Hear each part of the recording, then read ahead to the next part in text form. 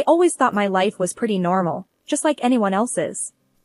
My name is Sarah, and I've spent the last 17 years married to Mike. We've got 3 boys, Jake, the oldest at 15, always buried in his books, Sam, the middle one, 13, a soccer fanatic, and little Max, 10, the comedian of the family. Our life seemed like a typical family's. I was a housewife, happy to be one, while Mike worked as the director of his family's company. We were doing all right, especially since I had some income from investments I made with the money my grandma left me. It wasn't much, but it helped. Things started changing slowly. It was subtle at first, but then it became too obvious to ignore. Mike, who used to be affectionate and caring, began acting differently. His warm smiles turned cold, and his gentle words became harsh. It was a regular Thursday evening. The kids were upstairs, and I was setting up the dinner table when Mike walked in. He looked tired, or maybe just annoyed. I couldn't tell anymore. "Hey, Mike. How was work today?" I asked, trying to keep the conversation light. He shrugged, barely looking at me. "Same as always, Sarah. Exhausting and endless." I handed him a plate of his favorite pasta, hoping to cheer him up. "Well, maybe this will help." He poked around the food with his fork, not eating. Then, out of nowhere, he said, "Sarah, have you looked at yourself lately? You've really let yourself go." His words hit me like a punch. "What do you mean?" I asked, my voice trembling a bit. "You know what I mean. You used to take care of yourself, look good. Now, it's like you don't even try." I felt my face burning. I'm taking care of our home, our kids. I don't always have time for myself. He scoffed. "That's just an excuse, Sarah. You could make the time if you wanted to." I was stunned. Mike never used to be like this. He was the one who always told me I was beautiful, no matter what. "I'm not some model, Mike. I'm your wife, the mother of your children. And that's exactly why you should try harder. Look at you. How am I supposed to take you to any company events looking like this?" His words stung. I felt small, insignificant. "I didn't realize my looks were so important to you," I said, my voice barely above a whisper. "They are, Sarah. They are. And right now, you're just not cutting it." I stood there, feeling a mix of anger, hurt, and confusion. This wasn't the man I married. This was someone else, someone I didn't recognize. The rest of the evening passed in silence. I cleaned up the dishes, trying to process what just happened. Mike went to the living room, probably to avoid any more conversation. It wasn't just a one-off comment from Mike. The criticisms kept coming, each one sharper than the last. It felt like I was living with a stranger. He'd always been so supportive, but now, it was like he was looking for things to pick on. One evening, we were sitting in the living room. The boys were out at friends' houses, and it was just the 2 of us, which had become increasingly rare. I thought maybe we could have a nice chat, like we used to. "So, Mike, Jake's been talking about colleges already. Can you believe it? Our boy is growing up," I said, trying to start a light conversation. Mike, however, seemed disinterested. "Huh," he muttered, not looking up from his phone. I sighed, feeling the familiar sting of being ignored. "You know, I was thinking we could do something as a family this weekend. Maybe go for a picnic, like old times." He finally looked up, but his expression was far from warm. "Sarah, why do you always avoid talking about the real issues?" I was taken aback. "What issues, Mike?" "You, Sarah. You and how you've just given up on yourself." There it was again, that harsh tone that had become all too familiar. "Mike, I haven't given up on myself. I'm just busy with the boys, the house." He cut me off. "No, that's not an excuse. Look at you. You wear the same old clothes. Your hair's always a mess. It's embarrassing." I felt a lump in my throat. Embarrassing? Is that what you think of me? Yes, it is. I mean, when was the last time you even tried to look nice for me? For us. I tried to remember the last time I had dressed up. It had been a while, but did it really matter that much? Mike, I'm your wife, not a doll to dress up. I have responsibilities. And part of those responsibilities is to be presentable, Sarah. Not just roam around like you don't care.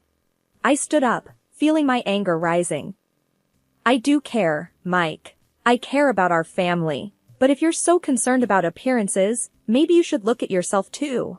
When was the last time you did something for us, for the family? He stood up too, his face red. That's different, Sarah. I work all day to provide for this family.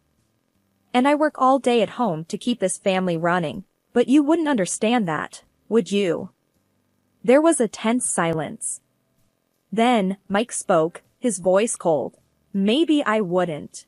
Maybe I need someone who understands me better. Those words felt like a slap. Is that what you want, Mike? Someone else? He didn't answer. Instead, he just walked out of the room, leaving me standing there, feeling more alone than ever. Despite the heavy air between us, I decided to make a change. Not for Mike, but for myself. I joined a local fitness club, thinking maybe a bit of exercise would help clear my mind. It was a sunny Tuesday morning when I told Mike about it. We were in the kitchen, he was getting ready for work, and I was fixing breakfast. Mike, I joined a fitness club, I said, a bit nervously. He raised an eyebrow, his interest piqued for the first time in weeks. Really? That's unexpected. Yeah, I figured it was time to do something for myself. He chuckled, but it wasn't a warm sound. Well, let's see how long that lasts. I bit my lip, holding back a sharp retort. I'm serious about it, Mike. He shrugged, finishing his coffee. We'll see, Sarah. We'll see. That conversation stayed with me as I headed to the fitness club. Determined to prove him wrong, I threw myself into the workouts. I started jogging in the park every morning, feeling a sense of accomplishment with each stride. One morning, a couple of weeks into my new routine, I was jogging in the park. The air was crisp, and I was pushing myself harder than usual. I wanted to get home before Mike left for work, to show him I was sticking to it. I was so focused on my pace that I didn't see the uneven patch of ground. My foot caught, and I stumbled, falling hard on the path. Pain shot through my leg, and I knew immediately something was wrong. Limping back home, I was a mix of pain and frustration. This was the last thing I needed. Mike was still home when I got back. He looked surprised to see me limping. What happened to you? He asked, more curious than concerned. I fell while jogging, I replied, trying to keep my voice steady despite the pain. He snorted. Jogging? More like tumbling, it seems. I winced, both from the pain and his words. It's not funny, Mike. I think I sprained my leg. He leaned against the counter, a smirk on his face. Well, what did you expect? You can't just jump into these things at your age. I felt a surge of anger. My age? What's that supposed to mean? He shrugged. It means you're not exactly young anymore. These things happen. I couldn't believe what I was hearing. So, you're saying I shouldn't even try? I'm saying maybe you should have thought it through a bit more. Starting to work out all of a sudden, at your age, it's bound to end like this. I leaned against the wall, trying to steady myself. I was doing it for myself, Mike. To feel better. He shook his head. Well, looks like that backfired, didn't it? I didn't have the energy to argue. I just wanted to sit down and deal with the pain in my leg. Mike left for work, and I was left alone, feeling both physically and emotionally hurt. It seemed like no matter what I did, it just wasn't good enough for him. The days following my fall were tough. My leg was in a brace, and I felt trapped in my own home. Mike's attitude didn't help either. It was like he found joy in my misfortune. It was a Wednesday afternoon, the kids were at school, and I was sitting in the living room with my leg propped up. That's when I heard the knock on the door. I wasn't expecting anyone, so I hobbled to the door, curious and a bit cautious. Opening the door, I was met with a sight that knocked the wind out of me. A young woman, probably in her late 20s, stood there. She was dressed sharply, and there was a confidence in her posture that was hard to miss. "Can I help you?" I asked, trying to mask my surprise. She looked me up and down, her eyes lingering on my braced leg. "You must be Sarah. I'm Amanda. I think we need to talk about Mike." My heart sank. Mike? What about him? She stepped inside without waiting for an invitation. "I think it's time you knew. Mike and I have been seeing each other." I felt like I had been punched. "What are you talking about?" She walked past me into the living room, making herself at home. "I'm talking about Mike, your husband. We're in love, and he's going to leave you for me." I followed her, my mind racing. "That's impossible. Mike would never." She cut me off. "Oh, but he would. And he is. He's tired of this." She gestured around. "And tired of you." I couldn't believe what I was hearing. This is some kind of joke, right? Mike loves me. We have a family. Amanda laughed, a cold, hard sound. "Love? Please. He's bored with you. He needs someone young, someone exciting. Not a housewife who can't even take care of herself." I felt tears stinging my eyes, but I fought them back. "You don't know anything about us, about our life." "I know enough. I know that Mike wants more, and I'm more than you'll ever be." Her words were like daggers, each one cutting deeper. "You're wrong. He won't leave me. He can't." Amanda stood up, ready to leave. "Believe what you want, Sarah, but it's happening.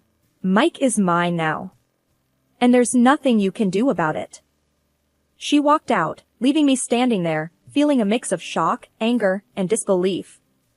That evening, when Mike came home, I confronted him. "Mike, we need to talk. Now." He looked surprised but nodded. "What's wrong?" "A woman came here today. Amanda. She said you're leaving me for her." Mike's face changed, and I knew. I just knew. "It's true, isn't it?" I whispered, the reality sinking in. He sighed, running a hand through his hair. "Yes, it's true. I didn't know how to tell you." I felt numb. "How long, Mike? How long have you been lying to me?" "It's not about the time, Sarah. It's about us, about what we've become." I shook my head, tears finally escaping. "What we've become? You mean what you've made us become?" He looked away, unable to meet my eyes. "I'm sorry, Sarah. I never meant to hurt you. But I can't stay in this marriage. I need more." I looked at him, the man I had loved for so long, and felt nothing but emptiness. "You want a divorce?" He nodded. "Yes, I do." It was like my entire world had crumbled in an instant. Mike, the love of my life, was leaving me for another woman. A woman who had the audacity to come to my home and tell me to my face. But in that moment, something inside me shifted. I wouldn't let this break me. I had my boys, and I had myself. Mike had made his choice, and now I had to make mine. "I'll give you your divorce, Mike. But you're going to regret this. One day, you'll see what you've lost." He didn't say anything, just walked away. And I was left there, alone, but with a newfound determination. This wasn't the end for me. It was just the beginning. In the days after Mike dropped the bombshell, my mind was a whirlwind of emotions. Betrayal, anger, sadness, they all took turns controlling me. But amidst this chaos, a bold idea started to form. I wasn't going to be the victim in this story. One evening, as Mike and I sat awkwardly in the living room, a room that once echoed with laughter and love, I decided it was time to confront the future. "Mike, we need to talk about the kids," I said, breaking the icy silence. He looked up, clearly uneasy. "Yeah, I've been thinking about that too." "I've made a decision," I continued, my voice steady. I'm going to move out. Mike's eyes widened. Move out? What about the boys? They're staying with you, I said firmly. He was taken aback. What? No, Sarah, you can't be serious. They need their mother. I leaned forward, my resolve unwavering. They also need their father, Mike. And you need to understand what it takes to be a parent. Full-time, not just weekends or holidays. Mike ran a hand through his hair, clearly frustrated. Sarah, this is crazy. You can't just dump the kids on me and walk away. I'm not dumping them, Mike. I'm giving you a chance to step up. To be the father they deserve. Mike stood up, pacing the room. And what about Amanda? How am I supposed to explain this to her?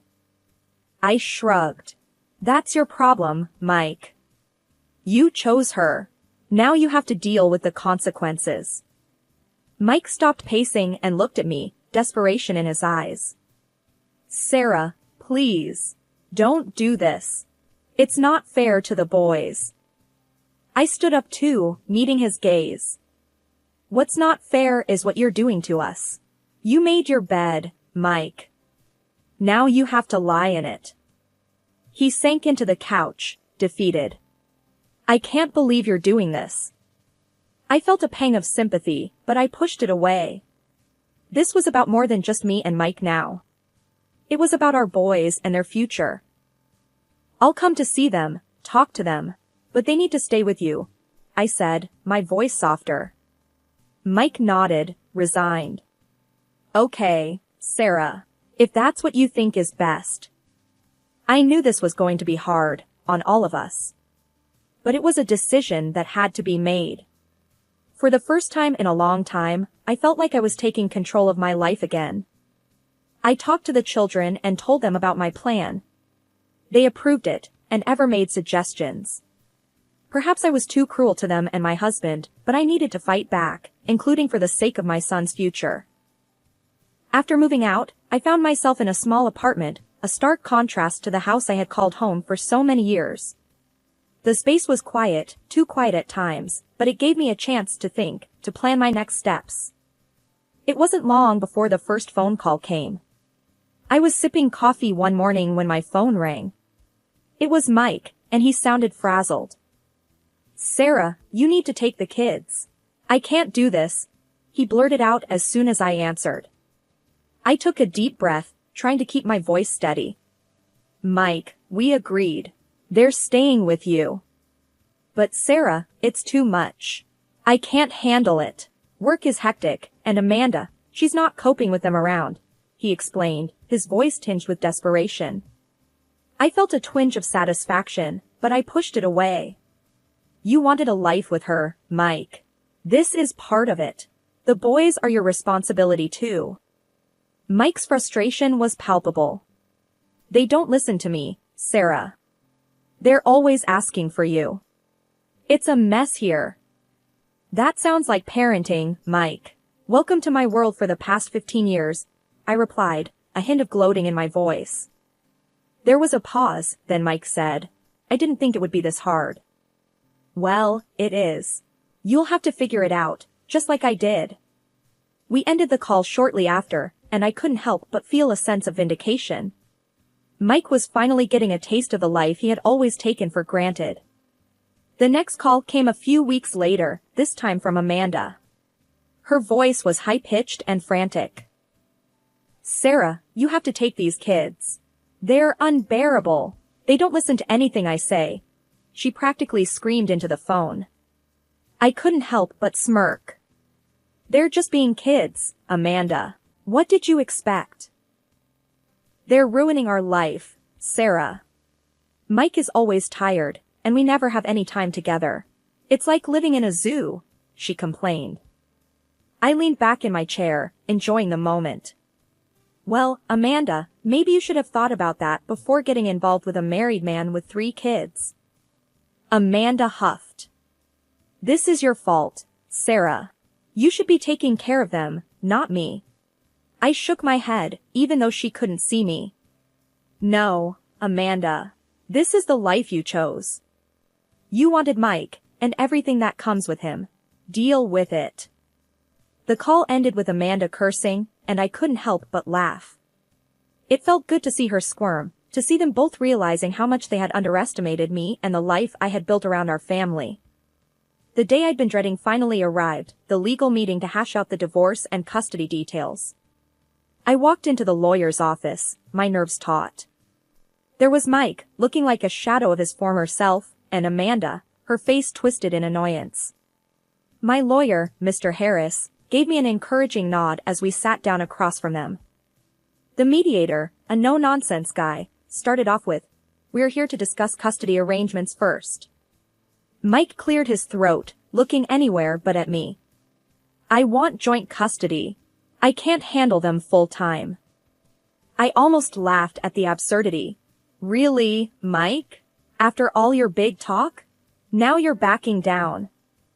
Amanda piped up, her voice sharp. "Sarah, stop being such a vindictive witch. You're just trying to make our lives hell." I turned to her, my voice icy. "No, Amanda. I'm making sure my kids get what they deserve. A stable home, not a circus." Mike's lawyer, some slick young thing, tried to smooth things over. "Let's keep this civil. We're here for the kids' sake." I was about to retort when Mike blurted out, "I don't even need the damn kids. They're just a nuisance." The room went silent. Even Amanda looked at him, shocked. That's when Mike's father, who'd been silent till now, erupted. "You ungrateful brat," he bellowed at Mike. "I'm cutting you off. No more money, no more cushy job at the company. You've disgraced us." Mike's face drained of color. "Dad, you can't do that. I need that job." His father was unmoved. "You've made your bed, now lie in it." Turning to the mediator, I said firmly, "I want full alimony for the boys. They shouldn't suffer because their father's a selfish coward." Mike's lawyer started to protest, but Mike shut him down with a wave of his hand. "Fine, she gets what she wants." Amanda was silent, her earlier bravado gone. She looked from Mike to his father, realizing the gravy train had just derailed.